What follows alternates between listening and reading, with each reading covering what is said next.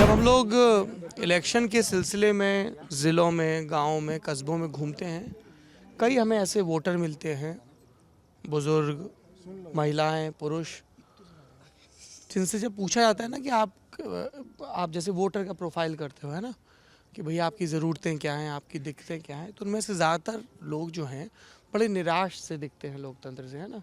किसी को भी दे देंगे, क्या फ़र्क पड़ता है, आप बताओ किसको दे दें। कोई इनको फ्लोटिंग वोटर कहता है, कोई कुछ और कहता है।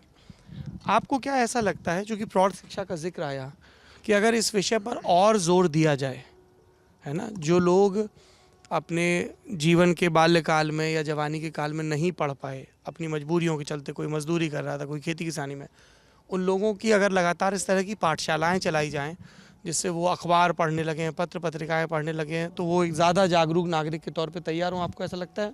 जी बिल्कुल। हैं? सतत शिक्षा के माध्यम सतत से। शिक्षा, तो प्रौढ़ शिक्षा के लिए क्या किया जाना चाहिए, ये मेरा सवाल है आशीष। जी, प्रौढ़ शिक्षा के लिए यही है कि मतलब जो लोग समय से नहीं पढ़ पाए, समय थोड़ा सा उनके जीवन में निकल गया, तो वो उनके लिए ये है। अरे करना क्या चाहिए, थ्योरी बता रहे हो, तो करना प्रैक्टिकल बताइए क्या करना चाहिए। गांव में मोबाइल वैन भेजें? जी हाँ, जैसे हम लोग के यहाँ सरकारी विद्यालय की व्यवस्था है। सरकारी विद्यालय के जो शिक्षक हैं वो इन सब चीज़ों से, खास करके बीएड, बीटीसी वगैरह जो हैं वो करके गुजरे होते हैं, तो उनके लिए कम से कम ये भी व्यवस्था होनी चाहिए कि जैसे रात्रिकालीन जो सत्र चलते हैं जिसमें 1 से 2 घंटे पढ़ाई कर ली जाती है, बता दिया जाता है, तो ये एक अच्छा उपयुक्त साधन हो सकता है इसके लिए। चंडीगढ़ जैसी जगहों पे ऐसा है कि जो सरकारी स्कूल हैं उनकी बिल्डिंग्स का फर्स्ट हाफ में जो इस्तेमाल है वो सरकारी स्ट्रक्चर के तौर पे किया जाता है, सेकंड हाफ में उन्हीं स्कूल बिल्डिंग्स को अलग अलग एनजीओ इस्तेमाल करते हैं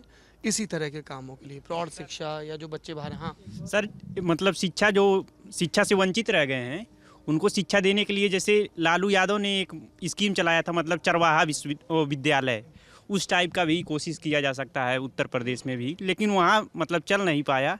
लेकिन उन्होंने कोशिश किया था कि जो शिक्षा से वंचित।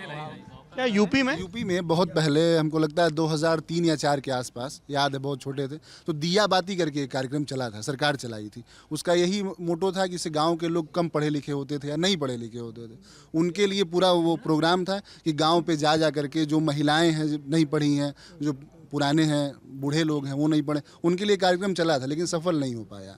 जैसे वो चरवाहा बोले, उस तरह यहाँ भी चले थे। यूनिवर्सिटी के बच्चों, दैट्स अ गुड सजेशन। हाँ बोलिए, नाम बताइए। पीयूष पांडे मेरा नाम है। जो प्रैक्टिकल के नंबर होते हैं वो यूनिवर्सिटी के जो मतलब ग्रेजुएशन के बच्चे होते हैं उनको गांव-गांव भेज के, जो नहीं पढ़ पाए उन लोग को पढ़ाने के लिए उन लोग का यूज़ किया जा सकता है, और प्रैक्टिकल का नंबर उनको एजुकेशन डिपार्टमेंट के हर बच्चे को अगर एक गांव अलॉट कर दिया जाए और कुछ बेसिक स्टाइपेंड दिया जाए, 1 साल तक वो वहाँ जाएं, हफ्ते में 1 दिन 2 दिन उनको पढ़ाएं, उन अनुभवों को लिखें, तो आपका असाइनमेंट भी तैयार हो जाए और उनका भी भला हो। That's a good. ये इस चीज़ का मैं देखो, ऐसा अभी 4 और गप हो जाएगा, सुरा सुंदरी और क्या सुर, है ना, और किसका दीना का शादी, है ना, और योगी अच्छे हैं कि उनके विपक्षी अखिलेश अच्छे हैं कि मायावती अच्छी कि प्रियंका अच्छी, इस पर बहुत चल ही रहा है महीनों से। चूँकि तुम लोग विश्वविद्यालय में पढ़ रहे हो, कोई तुम में से आगे चल के जज बनेगा, ठीक है, कोई दूसरी प्रशासनिक सेवाओं में जाएगा, कोई शिक्षा के व्यवसाय में जाएगा। विश्वविद्यालयों को लेकर जो सबसे बड़ी चिंता है जो हमारे देश की होनी चाहिए वो ये है कि हमारे यहाँ जो क्लासरूम में पढ़ाया जा रहा है और जो इंडस्ट्री या सोसाइटी की असलियत या ज़रूरत है, दोनों के बीच भेद बहुत है। सोशियोलॉजी में आपको जो पढ़ाया जा रहा है और आपकी जो सोसाइटी है कोई मिलान नहीं है, है ना। हिंदी साहित्य में बहुत सारी चीज़ें पढ़ाई जाती हैं अच्छी अच्छी, लेकिन जो हमारे वक्त का साहित्य है, जो किताबों में लिखा जा रहा है, जो मैगजीन्स में लिखा जा रहा है, जो फिल्मी गानों में है, कुछ भी है, वो उतना पढ़ाई नहीं जा रहा है, सिलेबस उतना अद्यतन नहीं है।